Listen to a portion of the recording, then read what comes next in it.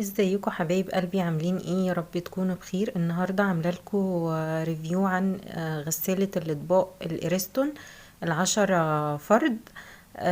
هقول لكم بقى طريقه تشغيلها، وهقول لكم الانظمه بتاعتها كام نظام، وهعرفكم كمان رص الاطباق والكوبايات وكده، عشان في ناس كتير بتبقى لسه شارياها جديد فبترصها بطريقه غلط، وبيتسبب في ان المواعين بتاعتها مش بتنضف. فهقول لكم النهارده كده كل حاجة عنها ورأيي عنها بصراحة. الأول دي كده الزراير بتاعة التشغيل. ده زرار الأون والأوف اللي بنفتح ونقفل منه، وده زرار النص حمولة، وده زرار اللي بنشغل ونطفي منه، وده الزرار بتاع التايمر اللي انت تشغليه وتبدأ الغسالة غسيل بعد 3 أو 6 أو 9 ساعات. آه بس كده، هي دي الزراير بتاعتها. والبقرة طبعا بتختار البرنامج اللي انت هتشغليها عليه.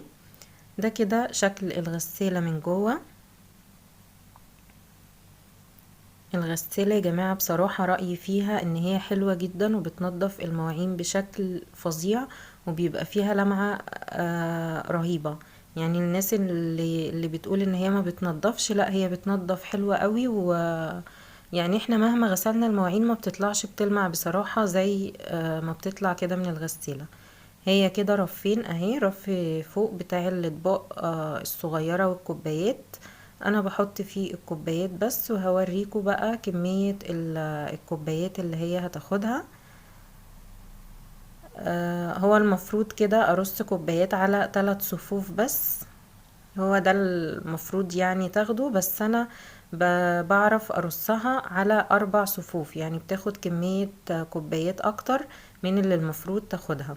بصوا دي حجم كده الكوباية، عشان هي من بعيد واضح ان هي صغيرة. هي كوباية شاي من الكبيرة اللي بنشرب فيها الشاي. ودي كده التانية دي كوبايات اللي هي الطويلة، كوبايات بتاعت عصير كبيرة.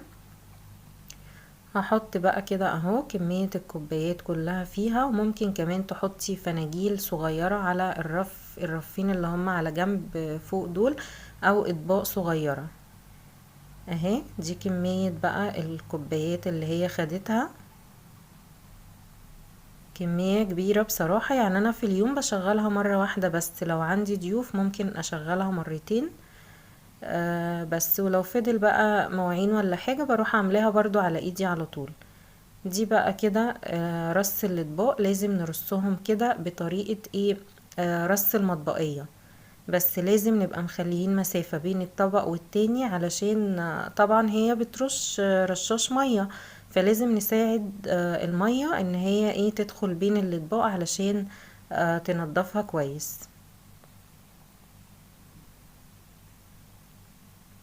وحطيت برضو كده المعالق، ادي شكلها اهو بعد ما رصيت الاطباق والمعالق. برضو واخدة كمية اطباق حلوة، يعني الاطباق اللي انا بستعملها في اليوم الفطار والغدا مثلا. بس فبقول لكم يعني ان هي حلوة وهي فعلا يعني احنا 5 افراد، فهي تمام حلوة يعني. واخدة هي كمية معالق برضو كبيرة، وينفع بقى كمان نحط فوق الاطباق كده وهي مرصوصة بالشكل ده، نحط بقى كده عليها اطباق صغيرة اهي بالطريقة دي كده. برضو من الفتحات اللي احنا سايبينها المية هتعدي وهتدخل للاطباق دي وهتنضف وهتبقى حلوة قوي. وفوق برضو كده ممكن نحط اطباق صغيرة من الاطباق دي نوقفها كده بين الكوبايات. فبصراحة بتاخد معايا كمية مواعين حلوة بتكفيني. ده بقى كده المكان اللي احنا بنحط فيه المسحوق، بنحط معلقة صغيرة بس ما نكترش علشان المواعين ما تجيرش، وبنقفل كده الباب لحد ما نسمع صوت التكة بتاعته.